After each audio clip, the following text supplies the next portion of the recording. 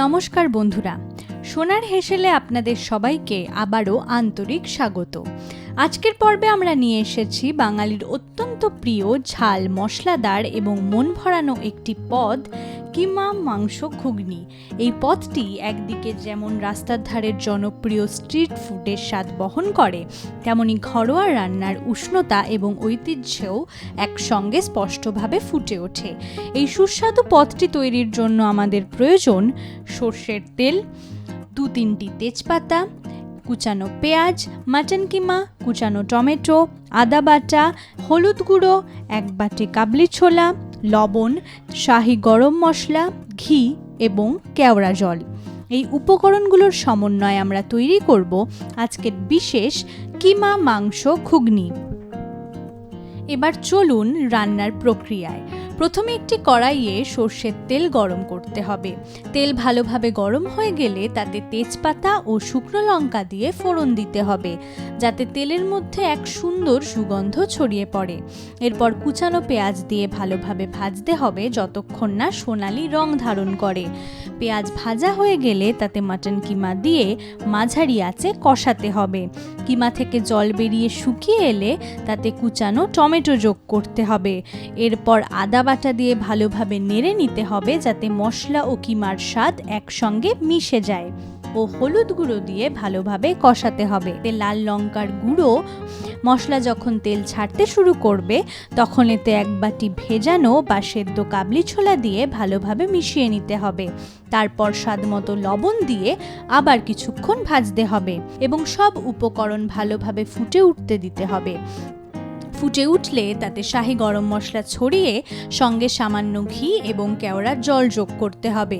এরপর ঢেকে কিছুক্ষণ রান্না করতে হবে যাতে সব উপাদানের স্বাদ সুন্দরভাবে একত্রিত হয়। রান্না সম্পূর্ণ হয়ে গেলে এটি একটি বাটিতে তুলে গরম গরম পরিবেশন করতে হবে। চাইলে উপর থেকে কুচানো পেঁয়াজ বা ধনেপাতা ছড়িয়ে পরিবেশন করলে স্বাদ আরও বাড়ে। এইভাবেই তৈরি হয়ে যাবে আমাদের সুস্বাদু কিমা মাংস ঘুগনি। বন্ধুরা, ঘুগনি বাংলার এক অতি পরিচিত ও জনপ্রিয় খাবার, যার ইতিহাস বহু প্রাচীন। মূলত মটর বা ছোলা দিয়ে তৈরি এই পদটি সহজলভ্য, পুষ্টিকর এবং স্বল্প খরচে তৈরি হওয়ায় সাধারণ মানুষের মধ্যে দ্রুত জনপ্রিয়তা পায়। কলকাতার রাস্তার ধারে, বিকেলের জলখাবারে বা উৎসবের সময় ঘুগনির উপস্থিতি সবখানেই দেখা যায়। অন্যদিকে মাটন কিমা এসেছে মুঘলাই রান্নার এক ঐতিহ্য থেকে। নবাবী আমলে মশলাদার কিমার নানান পদ তৈরি হতো, যা ধীরে ধীরে ভারতীয় রান্নার সঙ্গে, বিশেষ করে বাংলার খাদ্য সংস্কৃতির সঙ্গে জড়িয়ে যায়। যখন এই দুই ভিন্ন ধারার রান্না ঘুগনি ও মাটন কিমা একত্রিত হয় তখন তৈরি হয় কিমা মাংস ঘুগনি। এটি একটি অসাধারণ ফিউশন, যেখানে রাস্তার সহজ খাবারের মধ্যে নবাবী স্বাদের মেলবন্ধন ঘটে। এই কারণেই এটি খুব দ্রুত মানুষের কাছে জনপ্রিয় হয়ে ওঠে। পশ্চিমবঙ্গের শহর থেকে গ্রাম সব জায়গাতেই এই পদটি এখন সমানভাবে জনপ্রিয়। এমনকি ভারতের অন্যান্য অঞ্চলেও এই ধরনের ফিউশন পদ ধীরে ধীরে ছড়িয়ে পড়ছে। এর সহজ প্রস্তুতি, পুষ্টিগুণ এবং অসাধারণ স্বাদের জন্য এটি সকলের মন জয় করে নিয়েছে। সবশেষে বলা যায়, কিমা মাংস ঘুগনি শুধু একটি খাবার নয়, এটি বাঙালির খাদ্য সংস্কৃতির এক অনন্য প্রতিচ্ছবি, যেখানে ঐতিহ্য, স্বাদ এবং নতুনত্ব একসঙ্গে মিশে গেছে।